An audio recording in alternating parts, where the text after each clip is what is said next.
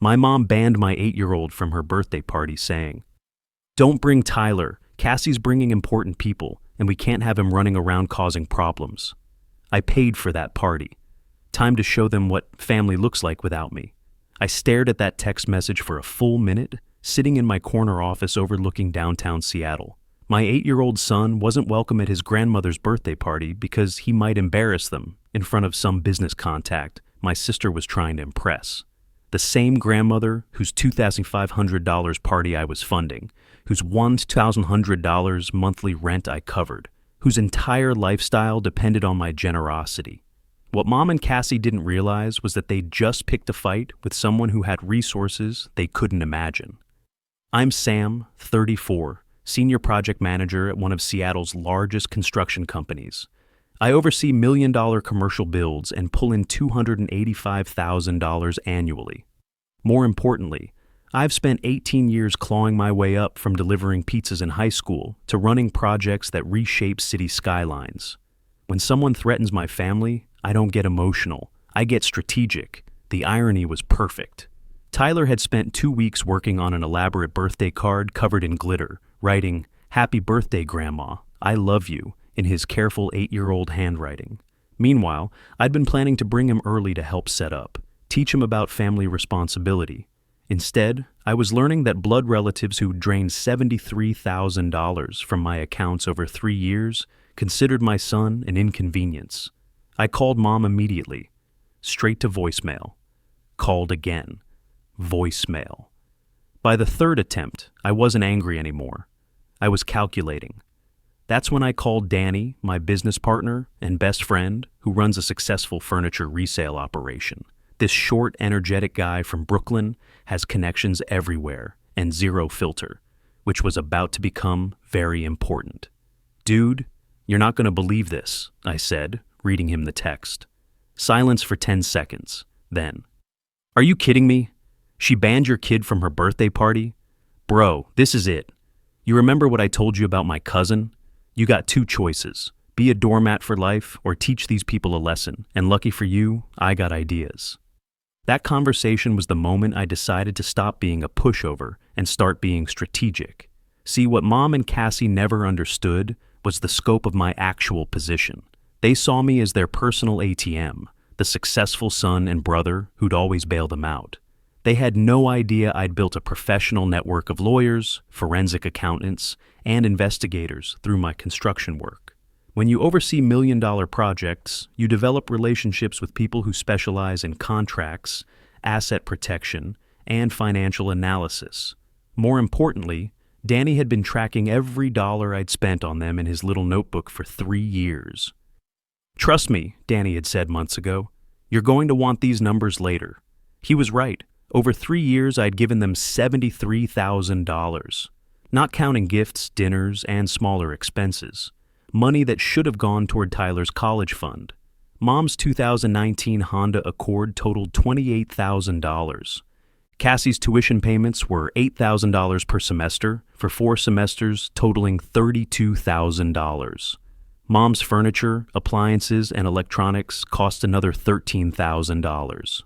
All documented, all traceable, all legally mine until I decided otherwise. But the money wasn't even the worst part.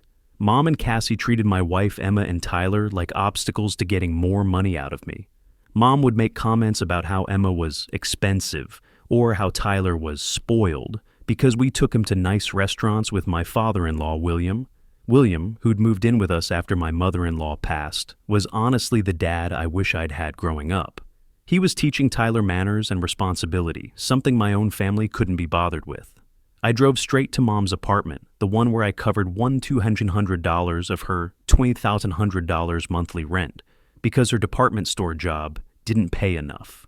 Cassie answered the door wearing designer clothes I'd probably paid for, looking annoyed like I was interrupting something important.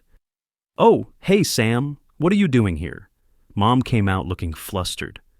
"Sam, what a surprise. Is everything okay?" I showed them the text. "Explain this." Mom went into damage control mode. "It's just that Cassie met this successful businessman, and she's bringing him to the party. We want to make a good impression, and you know how energetic Tyler can be."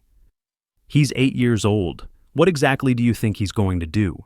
Cassie jumped in with disgust. Last time Tyler was here, he spilled juice on Mom's white couch and broke that picture frame. William has been taking him to fancy restaurants, and he doesn't know how to behave around important people. That comment about William made my blood boil. William had been teaching Tyler proper etiquette, something my own family couldn't be bothered with. So you want me to pay $2,500 for a party my son isn't invited to? Mom tried looking sympathetic. Just this once, honey. Maybe Tyler could spend the day with Emma? That's when I realized they didn't see Tyler as family. They saw him as an inconvenience. Keep your party, I said, walking toward the door. Sam, wait. It's my birthday, Mom called after me. Yeah, and Tyler's your grandson, but apparently that doesn't mean anything. When I got home, Tyler was showing William his elaborate birthday card. After Tyler went to bed, I told Emma and William everything. William was furious. That's unacceptable. How could they exclude him? Emma wasn't surprised. I've always felt like they only tolerated us. I called Danny with my decision. You remember how you track everything I bought them? Tomorrow we're making house calls. Danny was excited. We're going to reclaim your property. You got receipts, right? Yeah, but I can't steal furniture. Who said steal? You'll text your mom saying you want to pick up some things. She'll let us in thinking you're apologizing. Then we legally remove everything that belongs to you. Danny's plan was brilliant. Since Mom bragged constantly about the expensive stuff I'd bought her, she'd have to let us take it back or admit she'd been lying to everyone about her lifestyle. That night, I made a comprehensive list. Samsung 65-inch QLED TV, $2,400. White leather sectional sofa, $3,200. KitchenAid stand mixer, $380. iPhone 13 Pro, onesies $200. MacBook Pro, $2,800. Jewelry from Tiffany's, $1,800. And dozens of other items. But more importantly, I realized my real leverage. Mom's monthly expenses were $2,100 for rent, plus utilities, groceries, and her car payment. I was covering $1,200 of her rent, her car insurance, and frequent emergency payments. Cassie's situation was even more dependent. Her car insurance, phone plan, credit card payments, and college expenses all came from my accounts. They were completely financially dependent on me and didn't realize it. You sure about this? Emma asked. They made their choice when they decided Tyler wasn't good enough. The next morning, I met Danny at his warehouse. He'd arranged a truck and 2 guys who worked his furniture business, professional movers who understood how to handle expensive items and knew exactly what they were doing. You ready? Danny asked, grinning. Let's do it. At 10 a.m. sharp, we pulled up to Mom's apartment complex in Danny's truck, followed by a smaller van. I'd texted Mom earlier saying I wanted to pick up some old photo albums and maybe talk things through. She'd responded immediately, saying she'd be home and was so glad I was being reasonable. When Mom opened the door and saw Danny and his 2 guys behind me, her face went from happy to confused to worried in about 3 seconds. Sam, who are these people? Mom, this is my business partner Danny and his associates. We're here to collect my property. Your property? What are you talking about? I pulled out my phone and started reading from Danny's meticulously documented list. Samsung 65-inch QLED TV, purchased March 15, 2022, $2,400. White leather sectional sofa, purchased April 3, 2022, $3,200. KitchenAid stand mixer, purchased May 10, 2022, $380. Sam, what are you doing? That's my stuff. Danny stepped forward with his trademark-friendly smile. Actually, ma'am, everything on this list was purchased by Sam here. We got all the receipts, credit card statements, and delivery confirmations. Since they were gifts and Sam's revoking the gifts due to breach of family relationship, we're legally entitled to reclaim the items. Breach of family relationship? That's not a real thing. Actually, Danny continued, still smiling, in Washington state, gifts given under the expectation of continued family relationship can be revoked if that relationship is severed by the recipient. Sam's got grounds since you excluded his son from family events. I had no idea if that was actually true, but Danny said it with such confidence that Mom bought it completely. Cassie came out of her bedroom in pajamas, looking confused. What's going on? Why are there strange men in our apartment? Your brother's lost his mind, Mom said. He thinks he can just take back everything he gave us. Not everything, I corrected. Just the stuff worth taking. You can keep the picture frames and throw pillows. Danny's guys were already disconnecting the TV, while Danny himself took photos of everything with his phone. For insurance purposes, he explained to my increasingly panicked mother. Sam, please, Mom begged. Can't we talk about this? It's my birthday tomorrow. Yeah, about that, I said, pulling out another document. I also canceled the catering order and the venue rental, got most of my deposit back. Mom's face went white. You can't do that. I already invited people.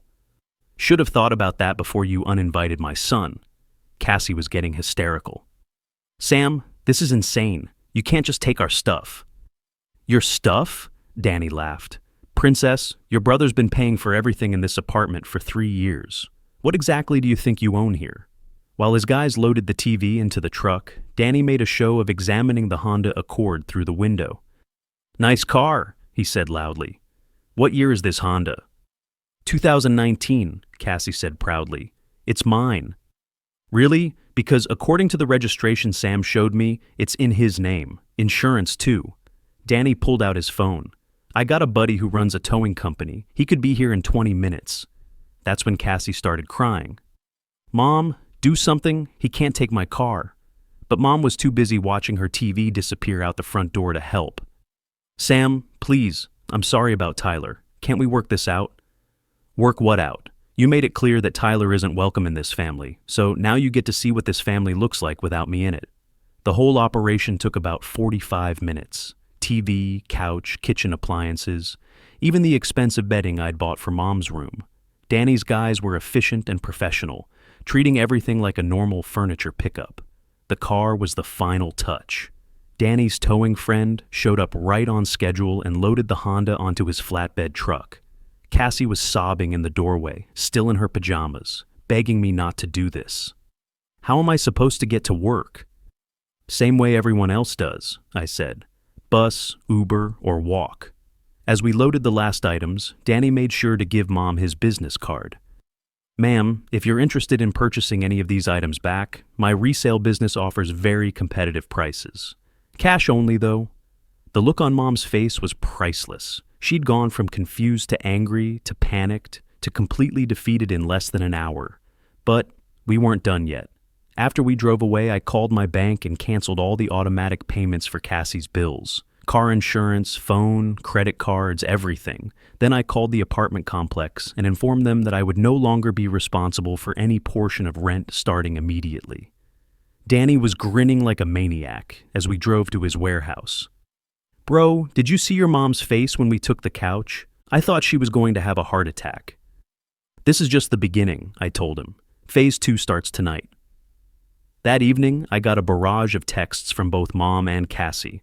Mom was begging me to reconsider, saying she'd made a mistake and Tyler was welcome at the party. Cassie was panicking about her bills and asking how she was supposed to pay for anything. I ignored all of them. They'd had years to treat my family with respect, and they'd chosen not to. Now they could live with the consequences. The next morning, Mom's birthday, I got a call from her at 6 a.m. Sam, please, I'm begging you. People are going to be here in a few hours expecting a party. I don't have any food, no decorations, nothing. At least let me borrow some money to get pizza or something. Mom, I'm confused. Yesterday you told me Tyler wasn't welcome at your party. So why would I pay for a party my son can't attend? I changed my mind. Tyler's invited. Please just help me out this once. Too late. You made your choice. I hung up and turned off my phone. Emma had taken Tyler to the Seattle Center for the day, and William and I spent the afternoon grilling burgers and watching football. It was actually a really nice, peaceful day, but the real fireworks were just getting started. By Monday morning, the full impact of my financial withdrawal was hitting them hard. Mom called me at work, crying. Sam, they're going to evict me. My landlord says if I can't pay the full rent, I have to move out by the end of the month. That sounds like a you problem, Mom. Please, I'll do anything. I'll apologize to Tyler. I'll apologize to Emma. I'll never ask you for money again. But here's the thing about consequences. They don't care about your apologies after the fact. Mom, you made it clear that my family wasn't welcome in yours. So now you get to see what life looks like without my family's financial support. Cassie was having an even worse time. Without her car, she'd been showing up to work late and disheveled. Her manager had given her a warning about her appearance and attitude. Plus, with her credit cards maxed out and no way to make payments, she was facing serious financial consequences. But the best part? The birthday party had been a complete disaster. According to one of Mom's neighbors, only 3 people showed up. Mom had to serve them stale cookies from the grocery store and apologize for the catering mix-up. Cassie's mysterious rich boyfriend never materialized. Turns out he was just some guy she'd met at work who she'd been trying to impress. Danny found this absolutely hilarious. "Bro, your mom threw a birthday party and nobody came. That's like something out of a movie." But Danny had more good news. "So I got a buyer for most of their stuff. This executive in Bellevue wants the TV and couch for his home office. I can get you $4,200 for both pieces." "What about the car?" "That's where it gets interesting. I got a buddy who runs a used car lot. He says the Honda's worth about $22,000 in the current market. But here's the thing. I told him about your situation and he's willing to make you a deal." "What kind of deal?" "He'll buy the car from you for $20,000 cash, no questions asked. But if your sister wants to buy it back from him, he'll sell it to her for $25,000. I couldn't help but laugh. "So if she wants her car back, she'll have to pay $5,000 more than it's worth?" "Exactly. And since she's got terrible credit and no co-signer, she'll never qualify for a loan anyway." Over the next few weeks, Danny kept me updated on their situation through his network of contacts. Mom had been evicted from her apartment and was living in a weekly motel that charged $300 per week for a room the size of a closet. Cassie was couch surfing between friends, working part-time at a fast food place, and still taking the bus everywhere. The real turning point came when Cassie showed up at Danny's warehouse trying to buy back the couch.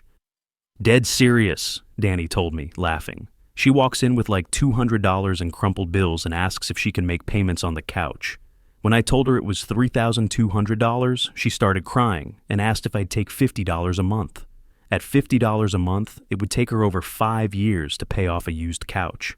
Danny told her she could get a brand new couch at IKEA for $500. 3 months after the birthday party, both Mom and Cassie had hit absolute rock bottom. Mom was scrambling to find somewhere cheaper to live after losing the motel room. Cassie had been fired from her restaurant job because she kept showing up late and couldn't afford decent clothes. But the final blow came from an unexpected source: social media. Both Mom and Cassie had been posting on Facebook for years about their generous son and brother and their blessed family life. Mom would post pictures of the expensive gifts I'd bought her, and Cassie would share photos of her car and fancy dinners. They'd built their entire online persona around being well-off and successful. When everything got repossessed, they couldn't maintain the facade anymore. People started asking questions. Where was Mom's beautiful apartment? Why was Cassie suddenly taking the bus? What happened to all the nice things they used to post about? Danny, being the master of chaos that he is, may have anonymously shared some information with a few of Mom's Facebook friends. Nothing illegal or private, just public records about evictions and repossessions, along with some photos of Mom and Cassie looking rough at various locations around town. The social fallout was brutal. The comments on their Facebook posts went from envious to pitying to downright cruel. "Patricia, what happened to that beautiful apartment you were always posting about?" "Cassie, I thought you said your brother bought you that car. Maybe if you spent less time bragging and more time working?" Within a week, both Mom and Cassie had deactivated their social media accounts. But the absolute lowest point came when I was at work and security called to tell me there were 2 women in the lobby asking to see me. I went downstairs to find them looking like they'd been living rough for weeks. Mom had lost weight and looked 10 years older. Cassie's designer look was completely gone. "Sam, please," Mom begged as soon as she saw me. "We need to talk. The lobby where I work is pretty impressive. All glass and steel with expensive art and a waterfall feature. Seeing them there, clearly out of place and desperate, was satisfying in a way I hadn't expected. "You have 5 minutes, I told them.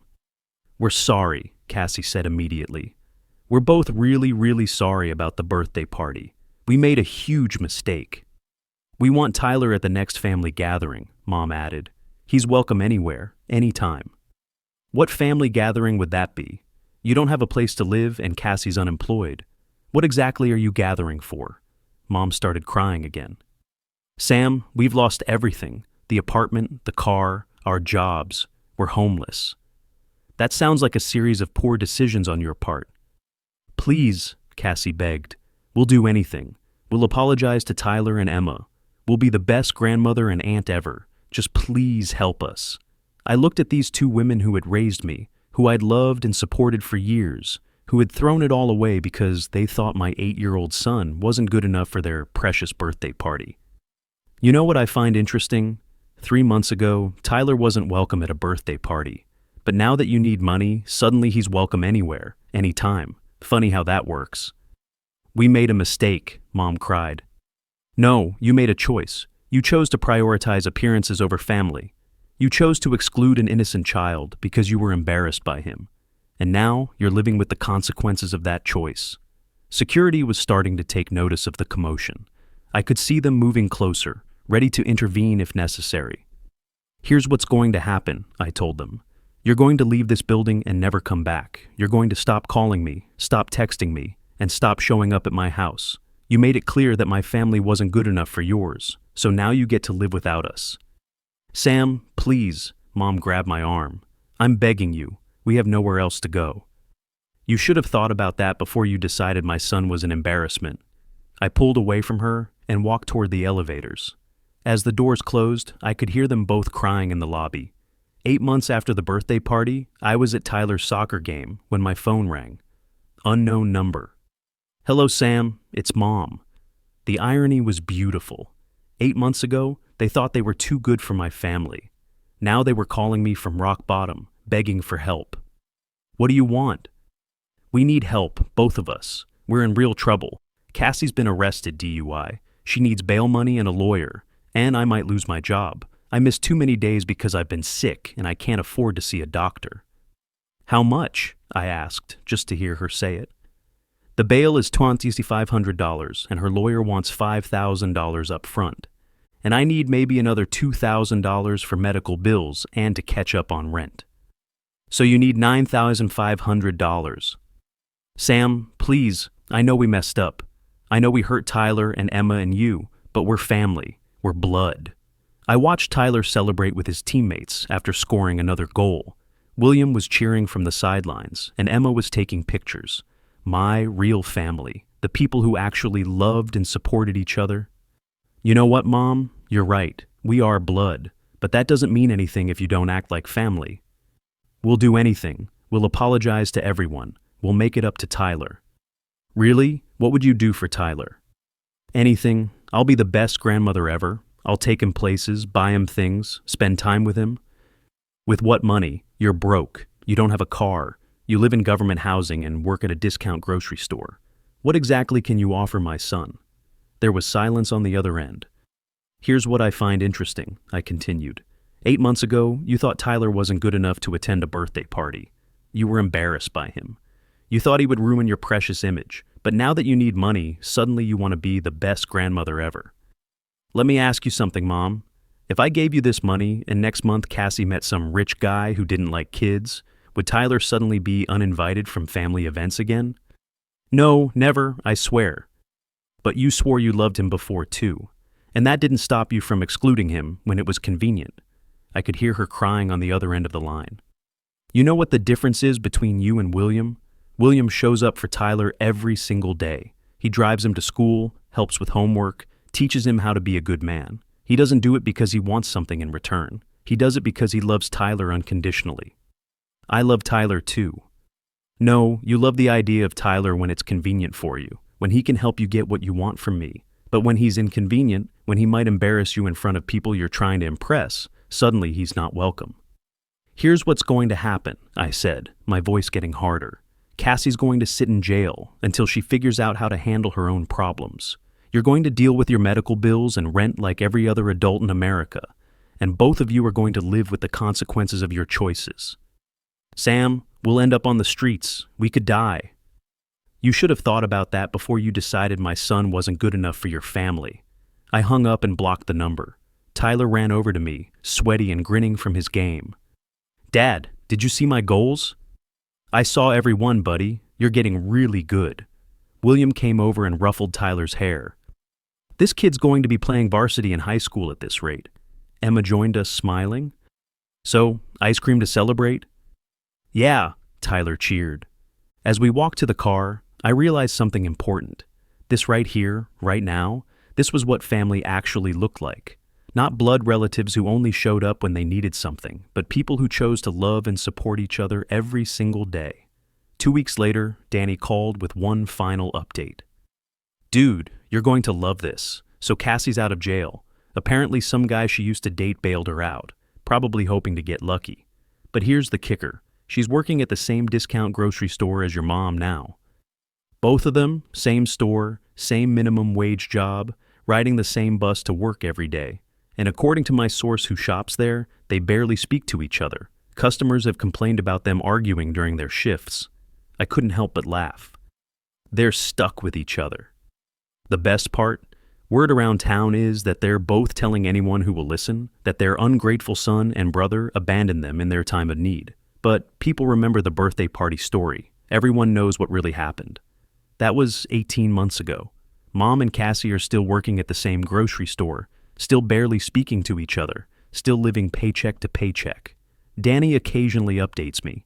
Mom's living in a studio apartment that takes most of her income, and Cassie's still couch surfing, unable to save enough for her own place. The car lot owner still has the Honda available if she ever comes up with $25,000, which at her current income will never happen. Meanwhile, Tyler just turned 10 and made the travel soccer team. William drives him to practice every day and never misses a game. Emma got promoted to senior financial analyst, and we're looking at houses with bigger yards. My phone stays quiet. No desperate calls or begging texts. Just the sound of my real family laughing and enjoying life together. And that's the sweetest victory of all.